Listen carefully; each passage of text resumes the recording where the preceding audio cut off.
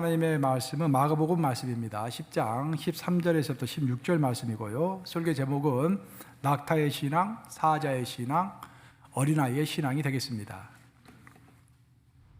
마가복음 10장 13절, 사람들이 예수께서 만져주심을 바라고 어린아이들을 데리고 오매 제자들이 꾸짖거늘 예수께서 보시고 노하시어 이르시되 어린아이들이 내게 오는 것을 용납하고 금하지 말라. 하나님의 나라가 이런 자의 것이니라. 자, 15, 16절 합독합니다. 시작. 내가 진실로 너희에게 이르노니 누구든지 하나님의 나라를 어린아이와 같이 받들지 않는 자는 결단코 그곳에 들어가지 못하리라 하시고 그 어린아이들을 안고 그들을 위해 안수하시고 축복하시니라. 살으신 하나님의 말씀입니다. 오늘은 민족의 명절인 구정입니다. 사실 우리가 미국에서 살고 있는데 왜 한국에서 새는 구정을 기억해야 하느냐? 그게 과연 성서적이나? 여러분, 그게 성서적입니까? 미국에서 살고 있으면서 한국을 이렇게 그리는 것은 이제 생각하기 나름이에요. 이게 성서적일 수도 있고 아닐 수도 있고. 근데 마틴 루터는 그런 이야기를 했습니다. 마틴 루터가 종교 개혁을 이제 했지 않습니까? 그리고 우리 개신교를 이렇게 만들었는데 나는 죽을 때까지 복음주의자다. 그리고 나는 죽을 때까지 독일주의자다. 그런 말을 했어요. 우리 기독교의 큰 선생이라고 하시는 김교신 선생께서는 평생 두 개의 단어를 가지고 신앙생활을 하셨습니다. 하나는 복음이고 하나는 성서이고 하나는 민족입니다. 그래서 그의 모토는 민족을 성서 위에라는 것이 평생 모토였어요. 사도 바울도 마찬가지예요. 사도 바울은 세계주의자였죠. 세계주의자. 세계 모든 사람들이 유대인뿐만 아니라 이방인이 됐든지 로마 사람이 됐든지 헬라인이 됐든지 모든 사람이 구원받기를 원하는, 그래서 이방인들에게 전도하는 세계주의자였습니다. 하지만 그는 내 민족을 위하여 내가 천국에 들어가지 못하고 하나님으로부터 끊어질지라도 내 민족이 구원받기를 원한다 라는 그런 말씀했어요. 우리는 태어날 때부터 하나님께서 너는 한민족으로 살아라라고 우리를 예정하시고 작정하시고 그렇게 만드신 거예요. 태어날 때부터 우리의 운명인 것입니다. 그래서 우리는 미국에서 살고 있기 때문에 미국이 또한 우리의 조국이 또한 제2의 조국이기 때문에 또 미국을 사랑하면서 또 우리의 선천적으로 하나님께서 우리에게 경계를 주신 또 한국을 생각하면서 기도하며 또 그들이 잘 되기를 원하며 함께 구정을 이렇게 맞이하는 것입니다. 구정이 되면은 여러분들 뭐가 생각나십니까? 저는 구정이 되면은 새 옷이 생각나요. 김미경 권사님, 권사님도 그런 생각나세요? 새 옷이 생각나요. 구정이 되면은 항상 저희 어머니께서 어려운 살림에도 꼭 설빔을 준비해 주셨습니다. 저를 데리고 시장에 가서, 지금도 그 시장이 생각나요. 시장에 사람들이 많고 고무신방집에 가면 고무신 이렇게 크게 나무로 만들어가지고 있는 그 신발 파는 데 가서 신발도 사주시고 옷을 사주시고. 근데 이제 명절에 다가오면 바쁘시기 때문에 명절 다가오기 전에 한 1주나 2주 전에 이제 옷을 사주세요. 그것을 입지 못하도록 하는 거예요. 그 옷이 입고 싶어가지고 계속 기다려지는 거예요. 언제 오나, 언제 설날이 오나 기다려지는 것입니다. 그런데 부모님은 좀 반대예요. 부모님은 명절이 다가올수록 근심이 늘어납니다. 아유, 이번에는 이 설상을 얼마나 차려야 하나, 또 애들 세뱃돈을 어떻게 줘야 하나, 또 애들 옷 한 벌씩 다 사줘야 할 텐데 자식이 6명이나 되는데 6명 다 새 옷을 사줘야 하나, 신발은 또 어떻게 하나. 부모는 걱정이 많은 거예요. 걱정이 많은 신앙인의 신앙생활이 바로 바리새인 같은 신앙생활이고요. 서로 옷을 언제 입나라고 기다리고 순진무구하게 부모님 고생할 사람은 고생하고 나는 일단 내가 새 옷을 언제 입나라고 기다리는 사람, 그 사람이 어린아이와 같은 신앙생활을 하는 사람일 줄로 믿습니다. 우리는 모두 영적인 설날을 기다리고 있는 사람이에요. 영적인 설날이라는 것은 예수님께서 이 땅에 재림하시는 그날에 하늘에서는 천국 잔치가 열립니다. 어린 양의 혼인 잔치가 열리는 거예요. 우리는 그때 어떤 옷을 입고 들어가죠? 흰 옷을, 세마포 흰 옷을 다 입고서 들어가는 거예요. 그 흰 옷을 기다리고 있는 사람들이라 이 말이죠. 우리를 위한 흰 옷이 이미 지금 예비되어 있습니다. 근데 아직까지 그 옷을 입지 못하고 있어요. 그래서 그 흰 옷을 입을 날을 기다리면서 정말 순진무구하게 그날을 손꼽아 기다리면서 사는 사람, 그 사람이 어린아이의 신앙생활을 하는 것입니다. 오늘 본문은 그런 이야기를 쭉 이제 설명하고 있어요. 그래서 좀 더 이제 구체적으로 한번 살펴볼 건데요. 이솝 우화에 보면은 이런 이야기가 있습니다. 어느 날 잘 알려진 이야기인데 여우가 며칠을 굶었어요. 너무 배가 고픕니다. 그래서 힘이 없어가지고 어슬렁 걷고 있는데 저 앞에 포도밭이 보이는 거예요. 이야, 그래서 막 힘내서 가봤어요. 포도가 물이 차가지고 포도알이 이렇게 큽니다. 그래서 너무 탐스럽게 열린 거예요. 침이 막 저절로 넘어가는 것입니다. 그래서 빨리 들어가서 먹어야겠다라고 들어가려고 하는데 주인이 울타리를 잘 쳐놨기 때문에 들어갈 구멍이 없는 거예요. 그래서 몇 바퀴를 돌았는데 간신히 조그만 구멍 하나를 발견합니다. 야, 이리 들어가면 되겠구나 라고 힘을 다해서 그쪽 들어가려고 하는데 웬만하면 들어갈 것 같은데 배가 딱 걸려가지고 들어가지를 않는 거야. 그래서 할 수 없다. 굶자. 배를 홀쭉하게 만들어가지고 들어가자. 해가지고 3일 동안 그 여우가 굶었다라는 거예요. 그래서 3일 동안 굶어가지고 배가 홀쭉해지니까 그때서 이제 그 조그만 구멍 속으로 들어가가지고 드디어 거기에 있는 포도를 마음껏 먹고 정말 즐겁고 감사하게 먹고 포만감에 넉넉하게 정말 이제는 됐다라고 만족하고서 다시 나오려고 그 구멍으로 딱 들어갔더니 또 이번엔 배가 걸리는 거야. 이번엔 많이 먹어서 또 배가 걸리는 거예요. 아이고 큰일 났구나. 아무리 해도 안 되는 것입니다. 그래서 할 수 없이 여우는 또 3일을 꼴딱 굶어가지고 거의 빈사 상태가 된 상태에서 간신히 빠져나올 수 있었다라는 것이 우소비아의 이야기입니다. 이것은 이솝의 이야기지만 가만히 생각해 보면 우리 신앙생활에 그대로 적용이 되는 굉장히 우리에게 교훈을 많이 주는 그런 이야기입니다. 우리 인간은 어떤 목표를 가지고 있습니다. 그리고 그 목표를 위하여 인내합니다. 우리는 목표를 정해놓고 인내하며 노력하는 사람을 존경하고 나 또한 그런 사람이 되기 위해서 나름대로 인생의 목표, 신앙의 목표를 세워놓고 노력을 합니다.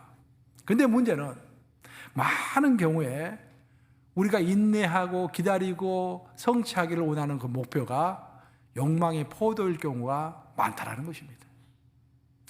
우리 인생의 목표라는 것은 내가 세우는 것이 아닙니다. 왜? 인생의 주인은, 내 인생의 주인은 누굽니까? 예수님인 거예요. 그래서 내가 내 인생에 어떤 목표를 세우고 싶으면은 예수님과 상의해야 하는 것입니다.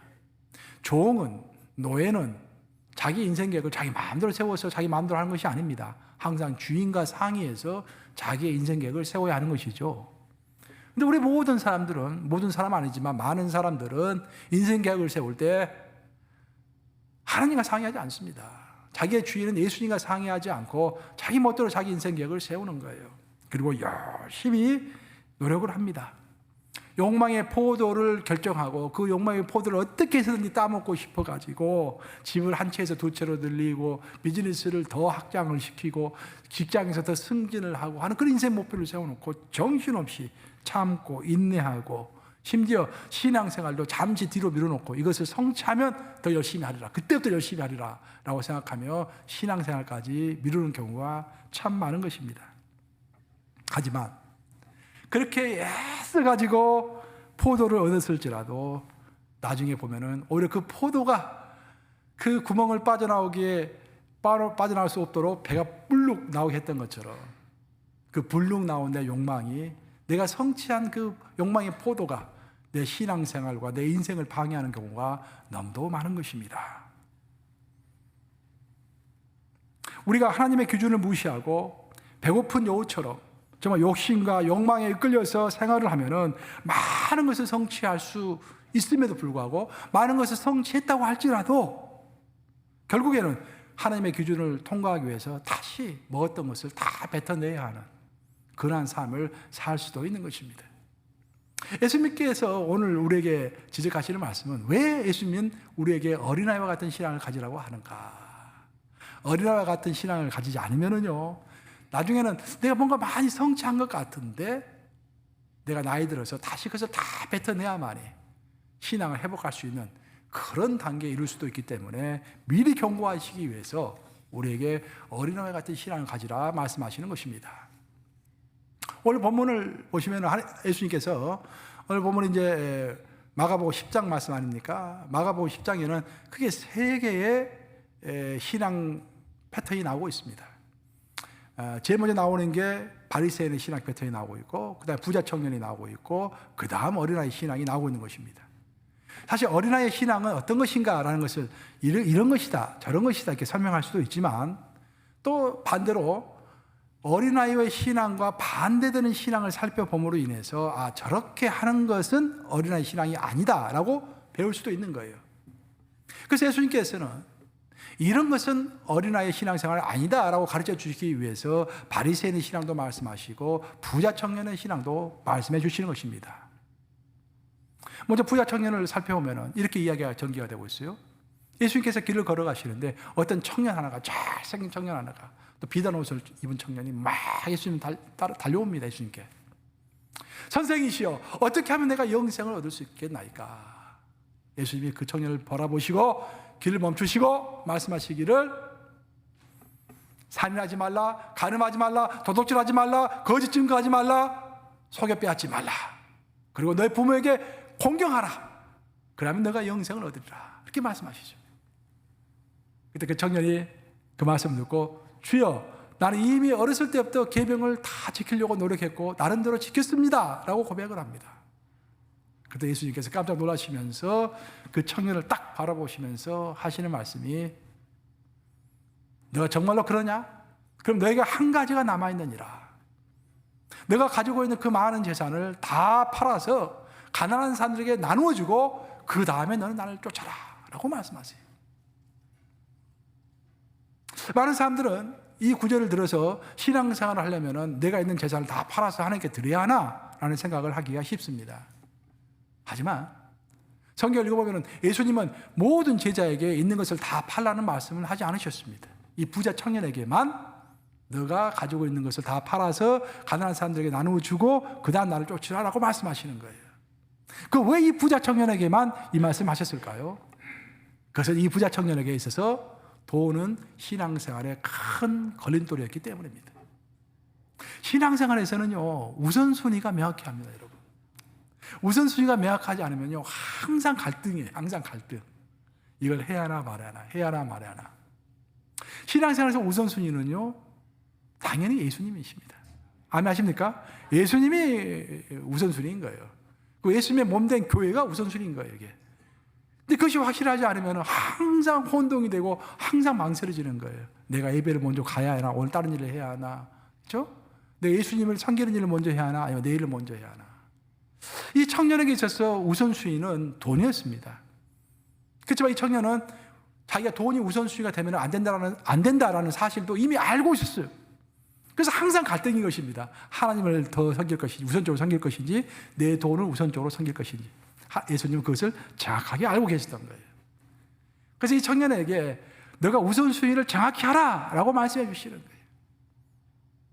사랑하는 여러분, 여러분의 우선순위는 뭡니까? 신앙생활 하시면서 무엇을 여러분들이 가장 많이 생각하고 가장 많이 보고 가장 많이 말하고 가장 많이 꿈꾸는가? 그것이 여러분의 우선순위인 거예요. 하나님의 말씀을 사모해서 설교를 많이 듣고 항상 교회에 생각하고 기도하고 그런다면 여러분의 우선순위는 하나님인 것입니다. 근데 하루 24시간 중에서 거의 잠자는 시간 빼놓고 전부 다 머릿속이 비즈니스로 가득 차 있다. 그죠? 뭐 나쁜 것은 아니죠. 비즈니스를 해야 또 하나님께 영광 돌릴 수 있으니까, 하나님 일도 할 수 있으니까. 근데 그것만 생각하고 있다고 한다면 우선순위에 문제가 생긴 것입니다. 예수님은 부자 청년의 문제가 그것인 것을 알고 있었습니다. 부자 청년이 그것 때문에 항상 마음의 갈등을 느끼고 혼돈하고 헤매고 있다는 것을 알고 있었어요. 부자 청년의 믿음을 우리가 굳이 이야기해 보자면 낙타와 같은 믿음입니다. 왜 낙타인가? 낙타는요, 하루에 2번 주인 앞에서 무릎을 꿇습니다. 아침에 일을 시작하기 전에 주인 앞으로 나와서 낙타는 무릎을 딱 꿇죠. 그래야 그 낙타 짐 위에다가 주인이 짐을 올려줄 수 있을 거 아니에요. 그럼 주인이 올려준 짐을 다 지고서 그 다음 일어섭니다. 그리고 하루 종일 이제 일을 하죠. 걸어 다니죠. 걸어 다니고 저녁이 되면은 또 한 번 주인 앞에서 무릎을 꿇어야 돼요. 왜? 주인이 그 짐을 다 내려줘야 할 거 아닙니까? 그렇죠? 그래서 하루에 2번 무릎을 꿇는 거예요. 우리 신앙생활도 마찬가지입니다. 우리 신앙생활도 아침에 하나님 앞에 무릎을 꿇어야 돼요. 그럼 하나님께서 그 하루에 우리에게 주실 분량의 일들을 다 주시는 것입니다. 저도 기도하면서 많이 느끼는 것은 뭐냐면은, 이게 소리내서 통소리로 기도하면은 기도 제목에 많이 집중을 하게 되는데요. 침부로 기도하게 되면은요, 영감을 많이 받게 돼요. 여러분들도 마찬가지일 거예요. 어떤 영감을 받게 되냐면은, 평상시 어떤 사람과 대화를 하다가도, 그런 거보다 하고 지나갔는데, 그것을 다시 생각나게 하시면서, 다시 필름을 돌리시면서 진실을 알게 하십니다. 하나님께서. 그 뭐가 문제고 어떤 것이 어떻게 흘러가고 있고 그런 영적인 감각들을 이게 새벽에 다 받는 거예요. 이런 것이구나. 이렇게 해야 되겠구나. 이렇게 마음을 갖고 이렇게 진행해야겠구나. 그런 것들을 새벽에 다 받는 거예요. 무릎 꿇었을 때. 그리고 오늘 하루에 일어날 일을 내가 어떻게 감당할 것인지 그 마음의 준비를 아침에 하는 것입니다. 그리고 저녁이 되면은 하루 열심히 살았으니까 잠자리에 들기 전에 다시 무릎 꿇고서 잠깐 하나님께 기도하면서 내 염려, 근심 다 내려놓는 거예요. 내일 일은 내일이 염려할 것이요 한날 괴로우면 그날 족하니라 라고 말씀하셨기 때문에 다 내려놓는 것입니다. 그 편안한 마음으로 잠을 자는 것이죠. 이렇게 낙타는 하루에 2번 하나님 앞에 주인 앞에서 무릎을 꿇는데, 여기서 중요한 것은 뭐냐면은 주인은 자신의 낙타를 아주 잘 알고 있다는 것입니다. 이 낙타가 얼마만큼 무게를 지탱할 수 있고 얼마만큼 힘이 세고 또 얼마만큼 걸어갈 수 있는지를 다 계산하고 있어요, 주인이. 그래서 그 낙타가 감당할 수 있을 만큼만 그 등 위에다가 짐을 지워주는 것입니다. 근데 어떤 낙타는 미리 걱정을 하는 거예요. 주인이 뭘 이제 올려주려고 하면은, 주인님, 내 등을 보세요. 꼽주등이죠, 꼽주등. 꼽주가 크게 2개가 있잖아요. 내 등 위에 꼽주가 2개나 있잖아요. 이미 나는 내 등이 너무너무 무거워요. 주인이 물건을 더 얹어주시면 나는 디테일할 수가 없어요. 문제는 미리라는 단어예요. 미리 걱정하는 거예요, 미리.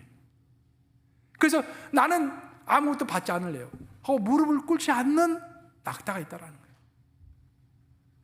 내 문제는 여기서 무릎을 꿇지 않으면은 주인이 나를 얼마만큼 잘 알고 있는지, 주인이 또 나를 얼마만큼 도와주는지, 그 짐을 능히 감당할 수 있도록 얼마만큼 도와주는지, 주인이 나를 얼마나 사랑하는지 그 어떤 것도 체험할 수 없다라는 것입니다. 무릎을 꿇어서 짐을 받아봐야만이, 그것을 이겨봐야만이, 그 짐을 지고서 길을 걸어봐야만이, 주인은 나에게 감당할 수 있을 만큼만 짐을 얹어줬구나, 그 주인님은 지금도 나를 돕고 계시는구나, 나를 사랑하고 계시는구나, 그것을 짐을 받고서 길을 걸어봐야만이 주인의 사랑과 주인의 배려와 주인의 은혜를 알 수가 있는 것입니다. 근데 많은 사람들은 미리 걱정하는 거예요. 부자 청년의 문제가 바로 그거에 있다는 것입니다. 미리 걱정하는 거예요. 예수님께서 너의 재산을 다 팔아서 가난한 자에게 줘라 라고 말씀했다고 한다면은 여러분 어떻겠을까요? 나는 그렇게 생각해요. 예수께서 실제로 그 짐을 다 팔려고 했을 때 스탑, 됐다, 너의 마음에 하긴 됐느니라, 팔지 않아도 된다 라고 말씀하실 확률도 저는 높았다고 생각합니다. 왜냐? 하나님께서 아브라함에게 이삭을 바치라고 그랬죠. 이삭을 바치라고 그랬어요. 이삭을 실제로 바치려고 했을 때 하나님 어떻게 했습니까? 스탑! 그렇죠? 너의 아들 죽이지 말라. 너의 마음이 이미 확인됐으니 죽이지 않아도 된다 라고 말씀하셨잖아요. 그러니까 하나님께서 죽으라면 죽는 신용을 하라 이 말이에요. 그럼 하나님께서 우리가 감당할 수 있을 만큼만 감당하게 하신다. 근데 부자 청년의 문제는 미리 근심했다는 것입니다. 이 부자 청년의 이야기를 마치고 나서 바리새인의 이야기가, 물론 이제 성경을 보면 먼저 나오는데 바리새인의 이야기가 전개가 됩니다. 바리새인은 어떤 사람들입니까?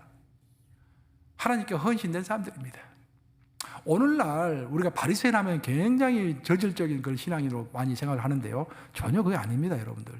바리새인들은 하나님께 굉장히 헌신됐던 사람들이고 말씀에 정통했던 사람들이고 또 신앙의 본질이 뭔지를 잘 알고 있었던 사람들입니다. 단지 그들에게 딱 한 가지 문제가 있었는데 자부심이 너무 많았던 것이죠. 본인에 대한 자부심이 너무 많았던 것이죠. 사실 오늘날에는 바리새인처럼 행동도 제대로 못하면서 불평만 하는 사람들도 많잖아요. 근데 바리새인은 사실 행동은 올바랐던 사람들입니다. 그 동기와 자부심이 문제가 있었던 것이죠. 바리새인들은 자신의 지식이 스스로를 높였기 때문에 안하무인격의 사람들이었습니다. 자신들이 판단을 내려가지고 이것이 옳다, 이것이 틀리다라고 결정을 내리면 그것을 변경하는 법이 없었습니다. 왜? 자신의 프라이드가 있었기 때문에. 나의 판단은 틀릴 수가 없다라는 그런 프라이드가 있었던 것입니다. 예수님을 보고서 예수님을 장돌백이다, 이 사람은 제대로 된 교육도 받지 못했고 말하는 것도 어수룩하고 구약의 내용을 잘 풀이도 하지 못하고 뭔가 문제가 있는 사람이다 라고 딱 판결을 내린 다음부터는 예수님을 끝까지 배척을 했죠. 완고함, 고집스러움, 그런 것들이 신앙에 큰 걸림돌이 된다는 것을 우리는 바리새인들을 통해서 알 수가 있는 것입니다. 제가 언젠가 책에서 이런 글을 읽은 적이 있어요. 이건 여러분들 많이 아실 거예요. 그 사막을 이렇게 지나가다가 바퀴가 모래 수렁에 빠졌을 경우에 어떻게 빠져나올 수 있는가? 아무리 엑셀레이터를 밟아도요, 바퀴가 수렁에 빠지면, 모래 수렁에 빠지면 빠져나오지를 않습니다. 방법 딱 하나라는 거예요. 한 가지 방법은 그 타이어의 바람을 한 절반 정도 빼는 것입니다. 그 바람이 절반 정도 빠지면은 그때 엑셀레이터를 밟으면은 모래 수렁에서 바퀴가 빠져나오는 것입니다. 일단 우리가 수렁에 빠지면은 우리가 바람을 빼야 합니다. 우리가 신앙의 궁지에 빠질 수도 있고 또 생활의 궁지에 빠질 수도 있는데 그때는 자만의 바람을 다 빼고서 하나님 앞에 무릎을 꿇고 고개를 숙여야 합니다. 그 하나님의 도우심을 간절히 바라야 되죠. 또 내가 생각했을 때 내가 좀 형제 자매에게 오버하고 또 잘못한 것이 있거들라 겸손하게 머리를 숙이고 잘못은 잘못했다고 사과하는 그런 자세도 물론 필요할 것입니다. 하지만 바리새인처럼 사자의 신앙을 가진 사람들은 결코 사죄하는 법이 없습니다. 즉 자만이라는 것법이 잔뜩 깨있기 때문에 내가 옳다라고 생각하기 때문에 결코 자기가 잘못하고 나서 사죄하는 법이 없습니다. 자기 해석이 너무 뚜렷한 거예요. 자기 주장이 너무 뚜렷한 것입니다. 그래서 누가 뭐라든지 자기가 옳다고 생각하는 것입니다. 끝내 잘못했다고 하지 않는 것입니다. 그것이 바로 사자의 신앙, 바리새인의 신앙에 있습니다. 그리고 그 바리새인의 신앙은 결코 하나님의 기준을 통과할 수가 없는 것이죠. 그 자기의 자만심을 다 토해내지 않으면은 그 구멍을 빠져나올 수가 없는 것입니다. 하나님의 기준을 통과할 수가 없는 거예요. 언젠가는 하나님의 심판대 앞에서라도 자기의 자만심을 다 토해내야 할 것입니다. 그래서 항상 우리는 신앙생활 할 때 이렇게 생각하면 돼요. 내가 하나님의 심판대 앞에서 나의 행동이 어떤 평가를 받을까? 그죠? 그 생각하면은 용기도 생기고 자신감도 생기고 회개의 마음도 생기는 것입니다. 그죠? 우리 평가 기준은 그것이 돼야 돼요. 그 평가 기준이 흔들려 버리면은, 판단의 기준이 흔들려 버리면은 모든 것이 흔들려 버립니다. 그죠? 마지막으로 오늘 본문이 말씀하시는 신앙은 어린아이와 같은 신앙입니다. 어린아이의 신앙은 미리 근심하는 낙타의 신앙도 아니고 미리 앞서가는 사자의 신앙도 아닙니다. 그저 하나님의 인도를 전적으로 의지하면서 따라가는 양의 신앙이라고 하겠습니다. 낙타도 아니고 사자도 아니고 양의 신앙인 거예요. 그 양의 신앙을 가져야만이 우리가 천국을 볼 수 있다라고 예수님은 말씀하시는 것입니다. 법을 보시면은 부모들이 이제 어린아이들, 자기 자식들이 예수님께서 이제 축복해 주시기를 원해서 자식들을 예수님 곁으로 보냈어요. 그랬더니 12제자가 그것을 보면서 크게 호통을 칩니다. 아이들에게 크게 꾸짖는 거예요. 이놈들아, 물러가라. 오늘 같으면 도저히 있을 수 없는 일입니다. 그렇죠? 그랬다가는 뉴스에 나올 만한 일이에요. 교회에서 어린아이를 쫓아냈다고 한다면 큰일 날 일이죠. 근데 그 당시에는 그게 당연했습니다. 어린아이들이 그만큼 존중받지 못했고 인정받지 못했던 그런 사회예요. 우리도 좀 보면은 옛날 조선시대 같은 것, 이제 책 같은 거 선교사들이 써놓은 책을 읽어보면 그렇게 되어 있어요. 조선시대 사람들이 욕을 그렇게 많이 했다라는 거예요. 우리 선교사님들이 해외, 미국에서 오신 선교사님들이 봤을 때 욕을 그렇게 많이 하는데 특별히 자식들에게 그렇게 욕을 많이 한다라는 거예요. 자식들에게.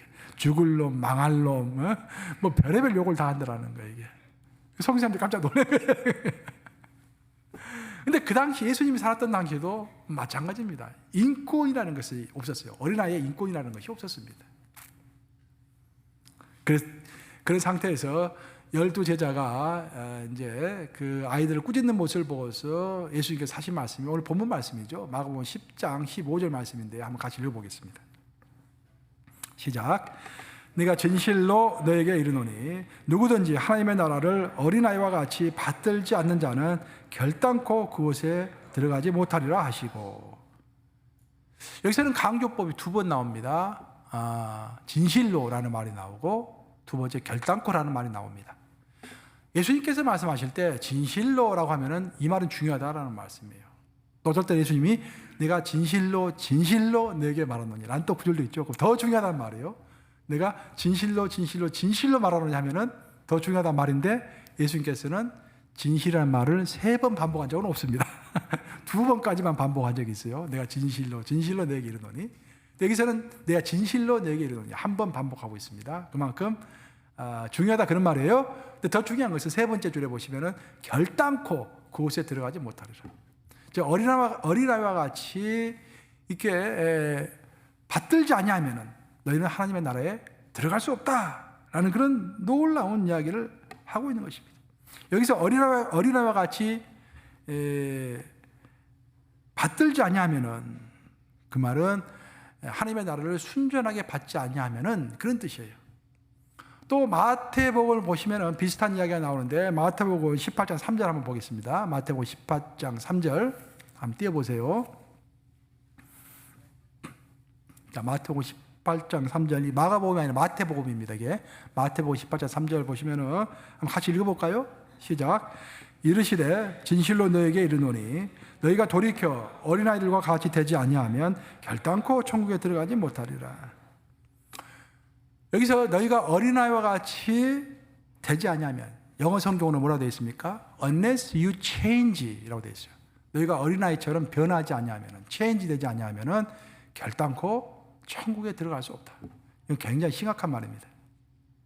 아니, 어린아이와 같이 되지 아니하면 뭐 좋지 않다라는 그런 이야기가 아니라, 아니, 천국에 들어갈 수 없다라고 예수님께서 아주 단언하고 계십니다. 굉장히 심각한 말씀이죠.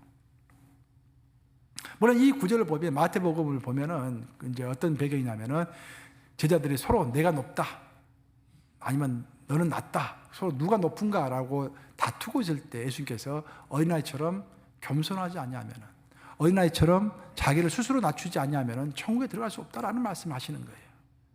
그래서 종합해 보면은 어린아이와 같이 된다라는 것이 무엇인가?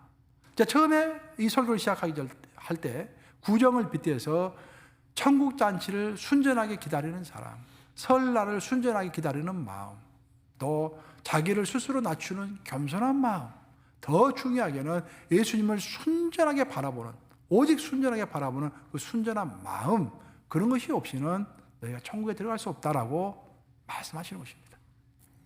우리가 다른 사람 탓할 필요가 없어요. 보면 내 자신이 지금 천국에 들어가느냐 마느냐 그 기로에 서 있는 것입니다.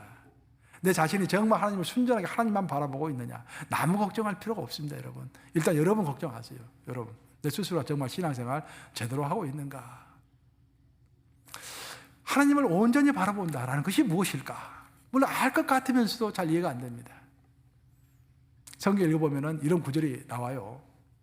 한 번은 예수님의 제자들이 갈릴리 호숫가를 이렇게, 갈릴리 바닷가를 이렇게 이제 노조에서 가고 있는데 큰 풍랑이 일었습니다. 한밤중에. 그래서 그 풍랑이 너무 세가지고 배가 뒤집어지기 바로 직전이었습니다. 그래서 예수님께서는 아시고 예수님이 제자들을 이렇게 건져주시려고, 구해주시려고 바다 위를 걸어오셨어요. 그래서 본 베드로는 너무 기뻐가지고 예수님 너무 반가워요 하면서 저도 무리를 걷게 해주세요 라고 부탁하죠. 예수님께 한마디 말씀, 예수님께 기도한 것이죠. 그 예수님께 들으시고 무리를 걸으라 라고 말씀하시죠. 그랬더니 베드로가 그 말씀에 의지해서, 그 그물을 던질 때도 예수님의 말씀에 의지해서 그물을 던졌을 때 많은 것을 물고기를 잡았지 않습니까? 무리를 걸으라 라는 예수님의 말씀에 의지해서 무리를 걸었습니다. 그 무리를 걸을 때 예수님을 바라보면서, 무리에 서 계시는 예수님을 바라보면서 무리를 걸은 거예요. 그것들이 실제로 빠지질 않았습니다. 여기서 우리는 2가지의 중요한 영적인 무기를 발견하게 되는 것입니다. 첫째는 우리가 기적 같은 삶을 살려면, 첫째는 예수님의 말씀이 있어야 한다는 거예요. 기도를 통해서 하나님의 음성을 듣든지 성경 말씀을 통해서 하나님의 말씀을 듣든지 하나님의 허락하시는 말씀이 우리 삶에 있어야 할 줄로 믿습니다. 그것이 첫 번째예요. 그 말씀을 받았다고 한다면 그 다음부터는 주변을 보면 안 됩니다. 오직 우리 예수님만 바라보면서 그 말씀을 주신 예수님, 너가 할 수 있다, 이걸 해라 라고 허락하신 예수님, 그 예수님만 바라보면서 무리를 걷는 거예요. 모험적인 도전적인 삶을 살아간다 이 말이죠. 그래서 베드로는 예수님의 말씀과 예수님의 모습만 보면서 무리를 걸었는데, 문제는 한참 걷다가 혹시나 해가지고 옆을 쳐다본 것입니다. 옆을 쳐다봤더니 그 캄캄한 바다에서 집채만한 파도가 막 몰려오는 거예요. 우와, 깜짝 놀라는 순간에 물에 다시 빠져들어갔던 것입니다. 그러니까 이것은 우리 신앙생활에 비유를 해보면, 예수님께서 우리가 뭐 어려워가지고 예수님께 기도를 했더니 예수님께서 어떤 허락을 하셨어요. 말씀해 주셨어요. 그래서 예수님의 그 말씀만 붙잡고 예수님 바라보면서 길을 걷다가 혹시나 하고 옆에를 둘러봅니다. 사람들은 나에 대해서 어떻게 평가하나, 또 어떻게 잘 돌아가나, 이게 옆에를 돌아보는 거예요. 그러다가 낙심하게 되는 거예요. 내가 예수님의 말씀을 잘못 들었는가 봐. 예? 그렇게 혼돈하게 되는 거예요. 혼돈하는 순간 자신감이 없어지면서 물속에 빠져들어가게 되는 것이죠. 물속에 빠져들어갈 때 베드로는 정신이 없었습니다. 보이는 게 아무것도 없었어요. 딱 한 가지 생각만 있었습니다. 나는 이제 죽는구나. 그러면서 소리를 질렀죠. 뭐라고 소리를 질렀습니까? 주여 나를 구원하소서 라고 외마디 소리를 질렀습니다. 이것은요, 본능으로, 원초적 본능으로 절규하는 소리입니다. 아무것도 보이지 않는 거예요. 내가 죽는 순간이구나. 그 생각 외에는 다른 생각이 들지 않는 것입니다. 오늘 저녁 요리가 뭘까? 저 사람 왜 저렇게 말을 할까? 저 사람 정말 미워? 저 사람 정말 너무 아름다워? 그런 생각할 겨를이 없는 거예요. 오로지 집중해서 주여 나를 구원해 주소서, 그 한마디 원초적인 절규만 있는 것입니다. 그것이 바로 순전하게 주님을 바라보는 거예요. 그것이 바로 어린아이가 바라보는 것입니다. 부모를 바라보는 거예요. 2살짜리, 3살짜리 어린아이 보세요. 배가 고픈데 엄마가 밥을 안 주면 어떻게 합니까? 죽으라고 울죠. 그 아이의 생각이 뭔 말겠어요? 왜 밥을 안 주나? 밥을 먹고 싶다. 그거 하나만 있을 거 아니에요. 그걸 가지고 크게 막 울면서 엄마에게 외치잖아요. 그럼 엄마가 밥을 주잖아요. 그게 어린아이인 것입니다. 그래서 어린아이 같은 신앙을 가져라라는 것은 여러 가지로 해석할 수 있겠지만, 가장 중요한 것은 순전하게 100% 다른 것 생각하지 말고 주님께 구하라, 그런 말인 것입니다. 그런 신앙이 우리 모두에게 필요할 줄로 믿습니다. 이제 말씀 마무리합니다. 제가 이제 어린아이와 같은 신앙생활 이 주제를 가지고 2023년 우리가 또 새롭게 지금 시작하고 있잖아요. 아직까지 1월 달이니까 제가 계속해서 시리즈 비슷하게 계속해서 신년을 어떻게 지금 살아갈 것인가를 이야기하고 있는데, 2022년이 참 힘들었습니다. 우리 모두에게 여러 가지로. 참 코로나, 독감, 경제적으로도 인플레이션도 너무 심하고, 2023년을 맞이했는데 2023년도 어떻게 될지 몰라요. 그렇죠? 하지만 우리가 어린아이 같은 신앙생활을 가지고 예수님의 약속의 말씀을 붙잡고 예수님만 바라보면서 가면은 무리를 충분히 걸을 수 있다라는 것입니다. 그래서 이 설교를 내가 준비했는데, 계속해서 이제 설교 준비하고 나서 생각을 해보니까 한 가지가 계속 마음속에 걸리는 거예요. 그건 뭐냐면은, 우리가 어린아이와 같은 신앙생활만 하면은 다 끝나는 것일까? 물론 이제 또 다른 주제일 수가 있는데, 이게 중요한 주제입니다. 그래서 성경을 우리가 창세기부터 요한계시록까지 전체로 통으로 봐야 하는 거예요. 통으로 보지 않고, 만약에 우리가 오늘 본문인 마가복음 10장만 딱 읽었다고 한다면은 이 사람은 어린아이와 같은 신앙생활을 전부라고 그걸로 끝날 수가 있습니다. 그래서 큰 실수를 할 수가 있어요. 왜냐? 예수님은 이런 말씀도 또한 하셨기 때문입니다. 마태복음 10장 16절인데 한번 같이 읽어보겠습니다. 마태복음 10장 16절 같이 읽습니다. 시작.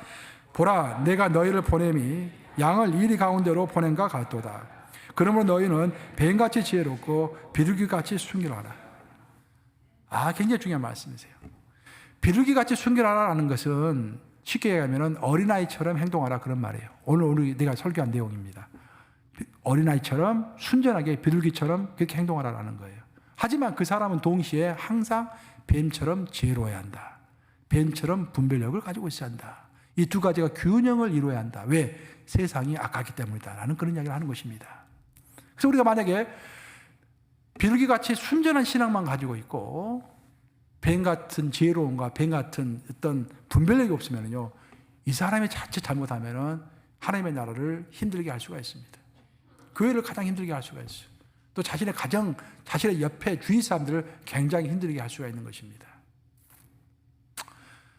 1961년도 12월 달에 예루살렘에서는 큰 일이 있었습니다. 1961년도니까 오랜 세월 전이죠. 전쟁 2차 세계대전 전범을 재판하는, 그러니까 전쟁 범죄자들 재판하는 재판이 있었습니다. 1961년도에. 그때 가장 화제가 됐던 인물이 아돌프 아이히만이라는 사람이었습니다. 아돌프 아이히만은 누구인가? 유럽 전 지역에 있는 유대인들을 다 끌어모아가지고 이런 강제 수용소에 이제 그 수송을 하는 총 수송 책임자였습니다. 근데 그 사람으로 인해서 수백만 명의 유대인들이 죽은 것이죠. 그는 2차 세계대전이 끝나고 나니까 자기의 목숨이 이태로울 것을 미리 눈치를 채고 아르헨티나로 도망을 했습니다. 그래서 아르헨티나에서 15년 동안 숨어 있었어요. 자기는 이제 다 끝났다고 생각했는데 이스라엘의 비밀 경찰인 모사드에서 15년간 추적을 한 끝에 드디어 1960년도에 5월 달에 그는 체포가 됩니다. 그리고 예루살렘으로 끌려와가지고 전쟁범 재판에 이제 회부가 되는 거예요. 피고의 입장에서 서는 것이죠, 이제. 그때 모든 세계 사람들이 주목을 했습니다. 이제 형이 얼마만큼 내려질까. 특별히 이제 그 당시에 뉴욕에는 한나 아렌트라고 하는 유명한 정치 철학자가 있었어요. 그 사람은 원래 독일에서 태어난 유태인입니다. 근데 세계 2차 대전이 일어나고 나서 나치가 핍박을 하니까 그 핍박을 피해가지고 뉴욕으로 이렇게 망명을 했어요. 미국으로 망명하고 뉴욕에서 살았습니다. 그 굉장히 유명한 학자이기 때문에 뉴요커라는 그 잡지 있지 않습니까? 그 뉴요커라는 잡지에서 돈을 다 대가지고 한나 아렌트를 예루살렘으로 보내서 한나 아렌트가 그 재판이 8개월 동안 진행이 됐는데 그 8개월 동안의 재판 과정을 다 지켜보게 합니다. 그리고 한나 아렌트가 그 8개월 동안 집행 과정을 자세하게 기록으로 남겨가지고 책을 썼는데 그 책 이름이 예루살렘의 아이히만이라는 유명한 책입니다. 그 책을 읽어보면 이렇게 되어 있어요. 한나 아렌트가 한 가지를 깜짝 놀랐다는 거예요. 그 깜짝 놀란 게 뭐냐면은 자기는 아이히만이라는 사람을 만나기 전에는 그 이름만 들어도 이 사람은 도깨비처럼 생겼을 것이다. 아주 악독한 사람일 것이다. 사탄의 자식일 것이다. 아주 나쁜 이미지를 갖고 있었습니다. 그러서 재판장에 가서 딱 그 모습을 보고서 깜짝 놀란 거예요. 너무도 자상한 남편, 정말로 가족들에게 성실한 부모, 그리고 사랑스럽고 자상한 아버지였던 것입니다. 그게 그의 사생활이었어요. 그의 가족들과 관계가 너무 좋고 보면 천사 같은 얼굴을 하고 있는 거예요. 한나 아렌트가 혼돈이 왔습니다. 이 사람이야말로 어린아이와 같은 신앙을 가진 사람인데 그런 생각이 든 거예요. 재판이 진행이 되는데 아이히만이 자신을 이렇게 변론했습니다. 저는 무죄입니다. 왜냐하면 나는 우리나라의 법을 지켰을 뿐입니다. 우리 정부가 나에게 명령을 했고 나는 그 정부의 명령에 순종하기 위하여 최선을 다해서 충실히 그 임무를 수행했을 뿐입니다. 저는 양심의 가책을 받지도 않습니다. 저는 오히려 우리 조국을 위하여 열심히 일했다는 것에서 자부심을 갖습니다. 그렇게 변론을 한 거예요. 그래서 그 재판이 8개월 동안 이어진 것입니다. 실제로 아이히만이라는 사람은요, 굉장히 성실했던 사람입니다. 성실했던 공무원이에요, 쉽게 얘기하면. 나라가 자기에게 맡긴 일을 아주 열심히, 아주 효율적으로 일을 했던 사람입니다. 많은 공무원들은 일을 하다가도 적당히 일하고서 그냥 월급 받고 끝나는 경우가 많지 않습니까?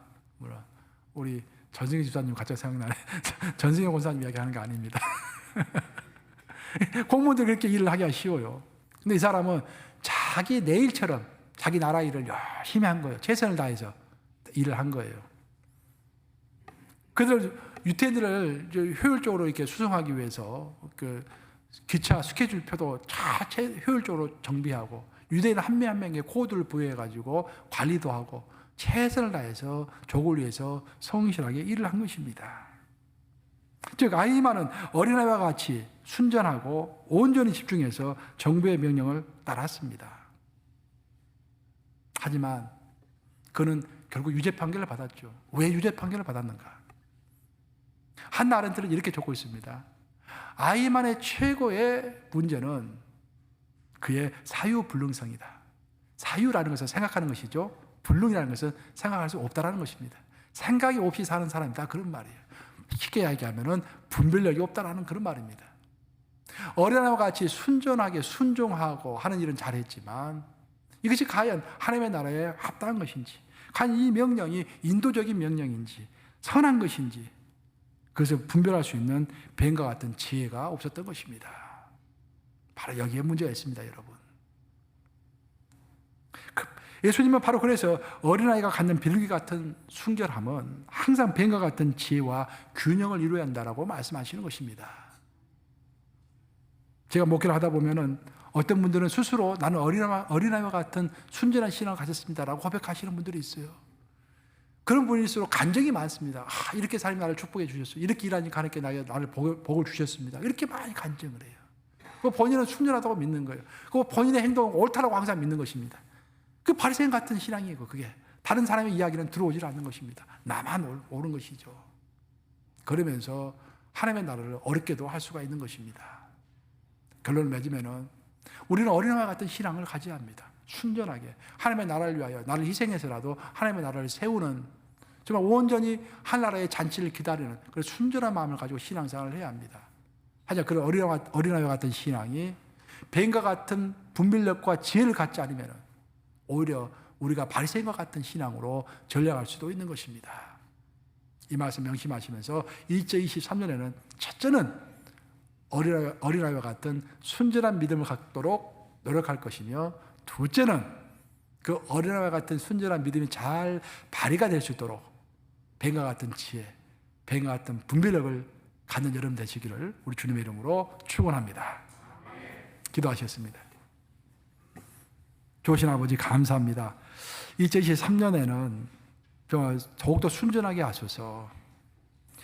어린아이와 같이 정말 순전하게 예수님만 바라보는 베드로가 물속에서 빠져 들어갈 때 주여 나를 구원하소서라고 단 외마디 절규했던 그 절규의 마음으로 2023년 승리할 수 있도록 도와주시옵소서. 낙타처럼 미리 걱정하지 않도록 인도하 주시고 사자처럼 미리 나서지 않도록 인도하 주시사 양처럼 인도하시는 주님을 따라가는 그런 선한 삶을 살 수 있도록 도와주시옵소서. 동시에 우리의 영안을 뜨게 하소서. 하나님의 말씀을 더 깊게 이해할 수 있도록 도와주시고 영의 세계를 더 깊게 체험할 수 있도록 도와주시사 온전한 분별력을 가지고 승리할 수 있는 2023년 될 수 있도록 우리 모두를 축복하시고 인도하여 주시옵소서. 예수 그리스도를 받들어 기도합니다. 아멘.